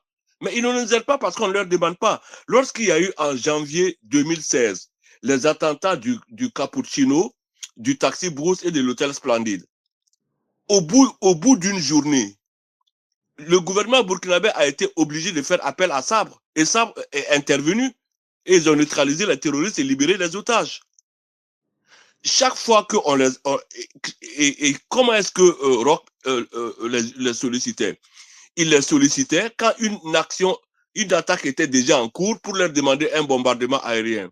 Vous croyez que les hélicoptères et les avions, ils sont déjà préparés avec les armes sous les ailes et ils n'attendent qu'un coup de fil pour aller bombarder? Ça ne se passe pas comme ça. Et ils ne sont pas assis à ne rien faire. Ils savent travailler en appui de Barkhane. L'autre cas où il est sollicité, c'était après la catastrophe pour aller évacuer les corps de nos soldats. C'est les deux seuls cas où l'armée l'autorisait à solliciter Sabre qui était au Burkina. Vous voyez, en fait, aujourd'hui, quand vous regardez l'Afrique de l'Ouest, elle est balayée par des vents mauvais, mais c'est tout à fait normal. Nos dirigeants ont toujours joué double jeu. Ils n'assument pas les engagements qu'ils prennent à l'international. Ils ne les assument pas, ils ne les expliquent pas à leur population. Et quand les gens commencent à être mécontents, ils vont aller raconter, mais le contraire de ce qu'ils font. Ils vont aller faire croire qu'on les force, alors qu'on ne les force pas. Vous savez, depuis les années 2000-2010, la France n'a plus aucun moyen de pression sur nos présidents. Quand ça les arrange, ils savent très bien zapper la France pour aller travailler avec la Turquie, la Chine, les États-Unis, l'Inde, le Pakistan, etc. Quand ça les arrange. Mais quand ça les arrange aussi, ils vont avec la France. Mais quand ils vont avec la France, ils ne l'assument pas. D'ailleurs, les accords qu'ils signent avec la Chine, tout le monde parle des accords coloniaux que la France aurait fait signer à nos pays avec un impôt colonial ou je ne sais plus quoi. Mais qui s'intéresse aux contrats et aux accords de financement, les accords sur les infrastructures que nous signons actuellement avec la Chine depuis des années? Mais il faut ramener tout ça justement aux crimes politiques et aux crimes de guerre devant les justices nationales et internationales. Mais les crimes de sang, je préfère appeler ça comme ça, les crimes de sang en politique et les crimes de guerre, ben justement, en général, quand ça arrive dans un pays, la justice de ce pays sort de la crise affaiblie à genoux. Donc, il est évident que ce n'est pas simple. Et puis, ces histoires-là, c'est toujours, que ce soit les assassinats politiques ou les rébellions ou les guerres civiles, mais c'est le pays qui se déchire entre lui-même. Donc, c'est très difficile avec la mentalité actuelle de nos populations de juger de telles affaires en respectant toutes les règles et normes de droit dans nos pays. C'est très difficile. Ça ne m'étonne pas que Ado ait envoyé Gbagbo à la CPI. Il n'aurait jamais pu le mettre en prison en Côte d'Ivoire ou le juger en Côte d'Ivoire. Il ne faut pas qu'on se raconte d'histoire. Donc, nos pays, nos justices, pour le moment, maître, vous avez été avocat au procès de Hissène Habré. Vous avez vu comment la traque de Hissène Habré a été difficile? Et même ce tribunal ad hoc qui a été mis en place pour juger Hissène Habré au Sénégal. Parce que Abdoulaye Wade s'est vraiment battu pour qu'il soit jugé au Sénégal et pas à la CPI. Mais ce tribunal ad hoc-là, c'est les mêmes Occidentaux que nous vilipendons qui l'ont financé. Ce n'est pas les États africains. Moi, ce que je souhaite, c'est que nos dirigeants assument en toute transparence les accords qu'ils signent avec l'ONU, avec la France, les États-Unis, la Chine, la Russie, la Corée du Nord, peu importe. Mais il faut que les assemblées nationales, au moins, soient saisies de ces questions-là. Que l'opinion, parce qu'aujourd'hui, on ne peut plus gouverner sans l'opinion, que l'opinion soit informée de ce que nos gouvernants font. On ne peut pas aller Ok. signer des accords, prendre des Max, engagements et est-ce ne que pas les c'est respecter. possible? Oui, Max, est-ce que c'est possible de conclure? Après, tu auras l'occasion sûrement de Oui, revenir, le mais temps qu'on passe la parole non, mais aux autres. honnêtement, Mais pour sauf si tu pointer ce estimes que parallèle-là. tu n'as pas dit l'essentiel. J'ai dit l'essentiel et Ok, c'est dans ce ce parallèle cas, que je je voulais propose. faire. Merci. D'accord. Merci beaucoup à toi d'être parmi nous. Donc, je vais passer la parole à Monsieur Ali. Keïta, je voudrais juste Oui, signaler aux prédécesseurs, parlant du Tchad, a évoqué la possibilité ou la non-possibilité ou le choix de ne pas traduire Hissène Habré devant la Cour pénale internationale. J'ai dit que la Cour pénale internationale n'était compétente qu'à partir des faits commis lors de sa constitution, sa création, 1er juillet 2002. Donc, incompétence de la CPI. Donc, votre démonstration, elle ne tient pas. Si vous dites que voilà pourquoi on a préféré juger au Sénégal au lieu d'envoyer Hissène Habré à la CPI est incompétente pour les faits qui sont passés au Tchad. J'en ai terminé. Max, c'est bon? Tu souhaites... Non, mais ce qu'il dit est exact. Sauf que moi, je me souviens très bien de la campagne qui avait été menée en Afrique à l'époque. Donc, D'accord. lui, il rappelle les faits, les textes. Moi, je parle des débats dans l'opinion à l'époque. Mais ce qu'il dit est tout à fait, est rigoureusement exact. D'accord. Merci. Merci. Donc, on va passer la parole à Ali. Bonsoir à tout le monde et puis merci à Maître Konaté pour la thématique, pour les interventions aussi qui ont précédé. Il y avait un point qui m'a déjà été arraché à la bouche par celui qui a rectifié le propos de mec sur Hissène Habré. Le sujet en lui-même, c'est sur les crimes politiques et de guerre devant la justice. Je vais en venir, mais je vais juste faire un détour assez rapide relativement au propos du mec qui m'a précédé. Je crois que si on veut faire le procès des Africains, des chefs d'État, de nos populations, dans leur rapport à la France, ou notre amour, désamour pour cette France-là, amour, désamour pour les jeunes, il faut pas faire un procès à charge. Je donne un exemple assez rapide. Mec évoque l'épisode Barkhane. Il y a aussi d'autres dossiers à verser à cet épisode-là. En l'occurrence, le fait que le narratif selon lequel le Mali serait allé au secours ou serait allé implorer le secours de la France a été battu en brèche par d'autres informations, produites par exemple par le Figaro, qui n'est pas particulièrement un journal révolutionnaire, reprise par quelqu'un comme Gérard Filoche, que tout le monde connaît, repris par des intellectuels maliens comme Aminata Traoré. Donc, si on veut faire le procès des Africains sur ces sujets-là, il faut verser toutes les pièces au dossier. Et là, comme ça, on sera un peu équilibré. Après, Gérard Filoche en exemple. Ok. Mec, tu auras remarqué que je n'ai coupé personne quand vous parlez, vous tous. Voilà. Donc, je rappelle à Mex qui n'a pas le droit de le couper. C'est Ali qui a la parole, voilà. C'est Ali qui parle. Et ce, d'autant plus que ce qu'il dit, moi, en tant que Malien, ayant occupé les fonctions que j'ai occupées, d'un point de vue factuel, n'est pas faux. Voilà. Donc, merci. Mais dans tous les cas, moi, je ne voulais même pas faire ce débat, mais je voulais juste apporter une contre-information, parce que là, on partait dans le procès des jeunes. Après, je ne suis pas amoureux des jeunes, mais bon, j'en viens au sujet. Je commence par la fin, là. Je vais essayer d'être court et je vais faciliter la tâche à tout le monde. Moi, je suis pour qu'on ferme les portes de la CPI. Il y a plusieurs angles dans le sujet de Maître qui sont très intéressants, mais je vais rester sur la CPI parce qu'on a beaucoup débattu dessus. Je suis pour qu'on ferme les portes de la CPI et qu'on jette les clés très, très, très, très loin. En tout cas, loin de l'Afrique. Première chose. Deuxième chose, je me positionne donc automatiquement en personne qui suit radicalement avec la dernière énergie anti-CPI. Et j'en donne deux raisons. Je crois que il y a une approche du droit ou du fait du droit qui, dans le discours, parfois assez mystique, tente à le neutraliser de façon très étrange. Le droit n'est pas neutre. Le droit, c'est un rapport de force. Et c'est à partir de ce rapport de force-là que je commence par vomir la CPI. Si on est conscient du fait que le droit est un rapport de force, on doit être conscient du fait que ce rapport de force-là bascule naturellement, surtout quand il est question de droit international, en faveur des plus forts. On va beau s'attacher au formalisme, on va beau s'attacher aux règles de procédure, on va beau s'attacher au lexique juridique, on va beau s'attacher à tout ce qui paraît ou pourrait être des garanties qui tendraient à donner des procès équitables, équilibrés, que dans le réel, et on pourra donner des exemples, dans le réel, ça sera toujours une cour en défaveur des plus faibles. Moi, je ne parle pas d'Africains ou de race, je parle de plus faibles et de plus forts. Ça m'amène au deuxième point qui me met en porte-à-faux avec les interventions précédentes parce que je voudrais être court, c'est le regard qu'on a sur le droit international.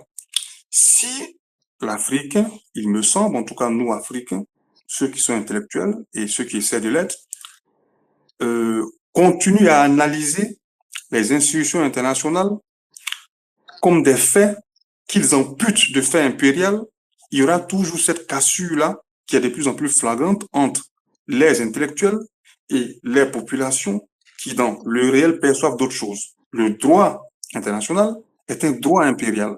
C'est un droit dont la finalité ou dont les déclinaisons concourent toujours factuellement à favoriser ceux qui sont les plus forts et à défavoriser ceux qui sont les plus faibles. Donc, naturellement, on pourrait m'en sortir que je suis pour l'impunité. Absolument pas.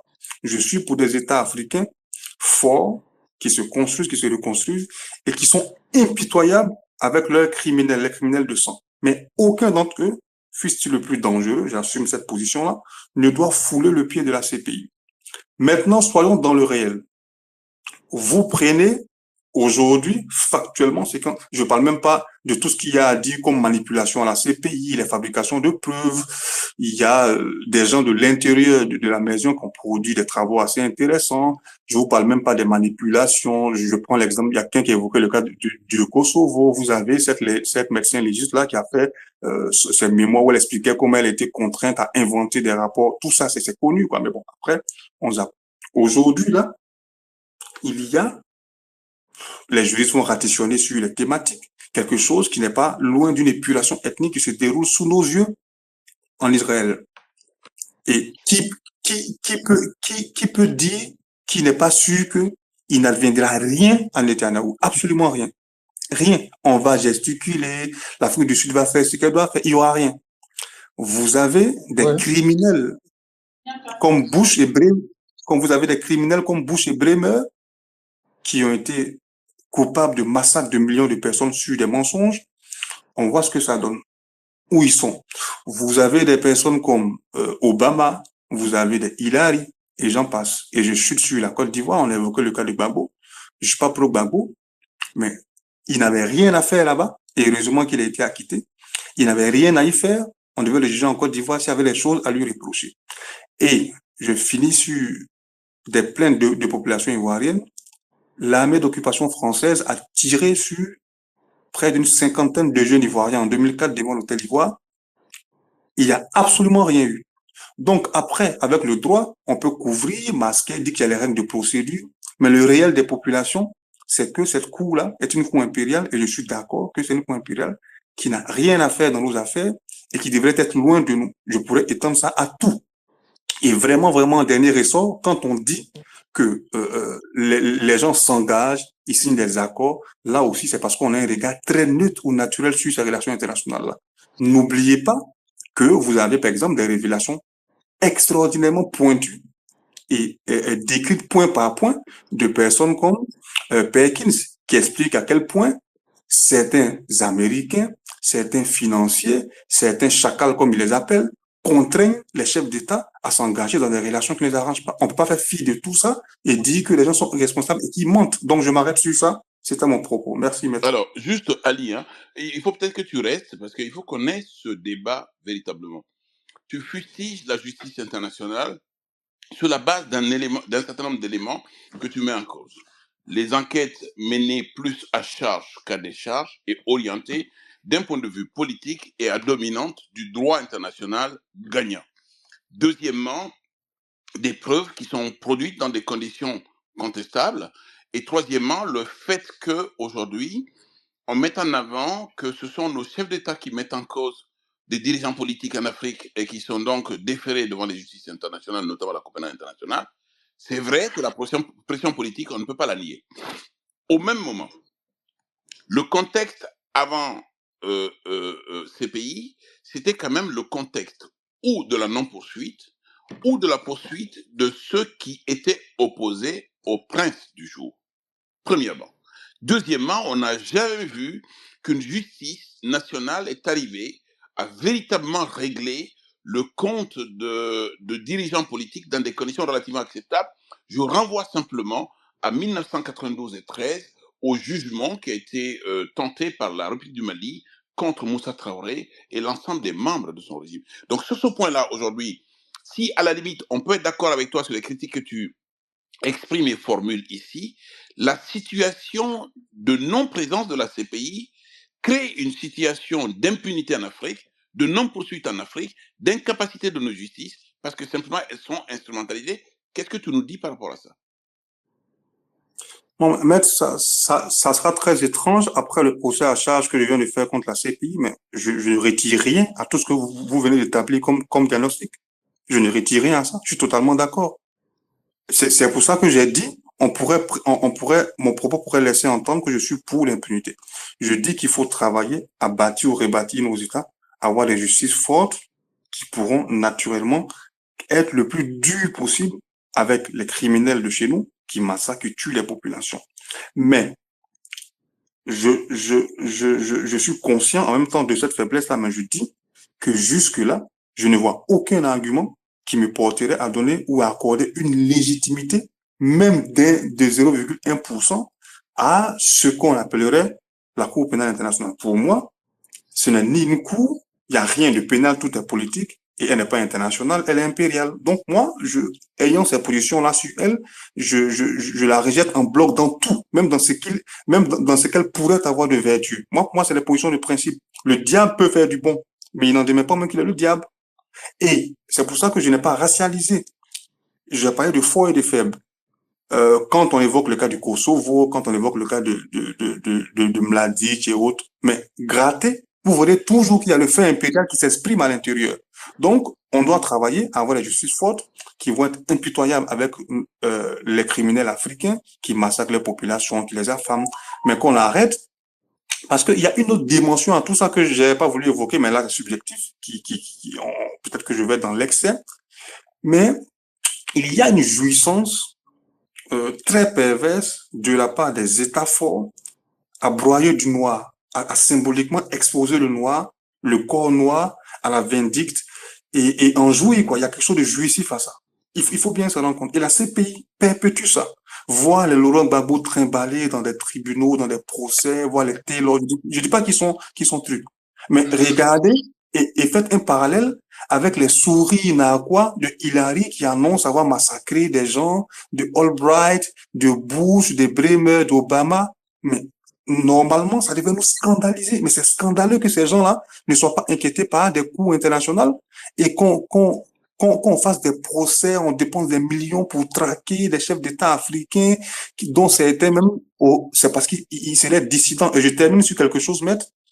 Dans quelques années, si les jeunes échouent, et elles sont en voie d'échouer, je m'excuse pour ceux qui croient beaucoup en ces jeunes-là, il y aura des appels à traduire le capitaine Ibrahim Traoré, à traduire, comment dirais-je, Tiani, à traduire Assimi, à traduire tous les autres à la Cour pénale internationale. Mais il faut absolument pas les y emmener. Si ça doit se passer, hein, il faut les juger au Mali. Oui, mais en même temps, Ali, tu es quand même conscient. Tu es quand même conscient. On va peut-être dire que l'état de la justice actuelle va être l'état de la justice dans 20 ans, mais tu es quand même conscient aujourd'hui que le même rapport de force que tu dénonces par rapport à l'Occident est le même rapport de force interne chez nous. Quand on a le pouvoir, la justice n'est jamais pour soi. Elle n'est jamais pour je suis d'accord avec vous, elle est contre les autres. Nuremberg a été comme ça. Tous les grands procès sont quand même la résultante directe d'un rapport de force qui découle d'une situation de crise, y compris de guerre. Donc aujourd'hui, Ibrahim Traoré, on ne peut pas le poursuivre parce qu'il a le pouvoir. Assimi Goïta, on ne peut pas le poursuivre parce qu'il n'a pas de pouvoir. Il a le pouvoir. Mais quand on regarde aujourd'hui, tu ne peux pas dire non plus que le pouvoir est en rapport souvent avec le crime. Et que la poursuite du crime, c'est aussi le regard du chef. Mais maître, je suis totalement D'accord avec vous, mais il y a quelque chose qui est intéressant dans l'exemple que vous prenez, par exemple. On laisse le Mali. Vous avez évoqué le procès de Nuremberg. Rappelez-vous, par exemple, ça établit clairement la posture dans laquelle tout le monde se trouve dans la justice des vainqueurs. Mais regardez le procès Babi en France. Ça y est dans les annales de tous ceux qui sont juristes. Quelle a été la démarche de Vergès, qui a été incompris ou compris par d'autres? Mais là encore, on ramène à ma critique de fait impérial et de droit comme rapport de force. La Déclaration universelle des droits de l'homme, disons-le comme ça, décembre 48. Pendant que cette déclaration est faite, je crois qu'il y a près d'un tiers, sinon plus, de l'humanité qui est en situation de domination, qui est en situation d'infériorisation, de colonisation, tout ça. La vraie question qui est en même temps philosophique et historique, c'est à qui s'adressent les scansions, les vertus de droit que proclament les nations fortes? Est-ce que c'est pour leur population ou est-ce que c'est pour tout le monde? Factuellement, ça n'a jamais été de leur souci d'émanciper de par le droit les populations anciennement dominées.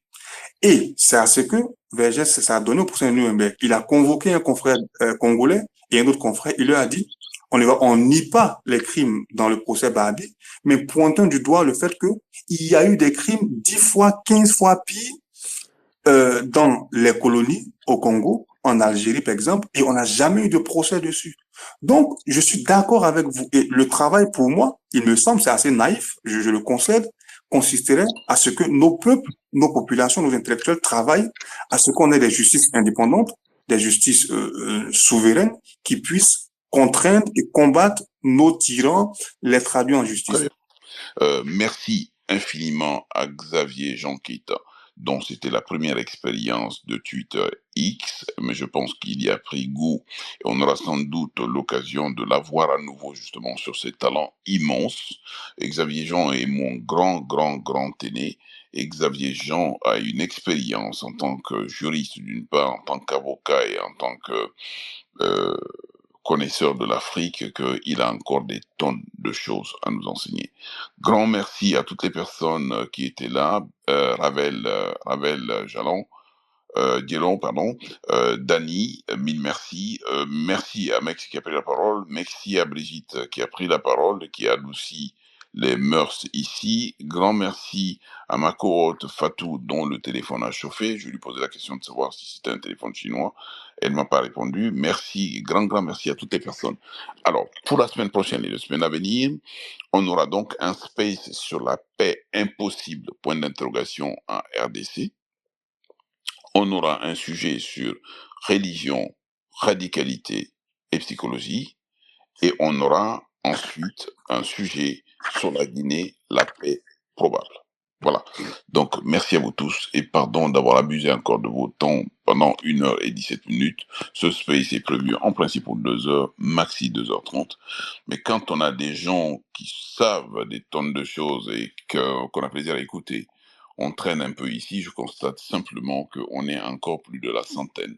À cette heure-là, il est 2h17 là où je suis, minuit 17 en GMT et 1h17 en GMT plus 1. Merci infiniment à vous tous, grand bravo à tous, et puis on se dit à dimanche prochain. Et si d'ici là, il y a un sujet sur le Togo, on n'hésitera pas, parce que le Togo est donc dans la ligne de mire pour les Togolais. Si vous souhaitez qu'on en dise 2 mots, n'hésitez pas. Le Togo est un pays qui est à surveiller de très très près. Voilà. Merci, au revoir et bonne soirée.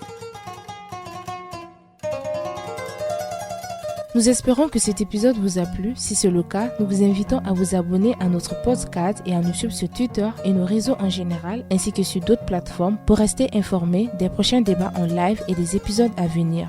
N'hésitez pas à partager votre avis sur l'épisode. Nous sommes toujours reconnaissants lorsque vous vous exprimez.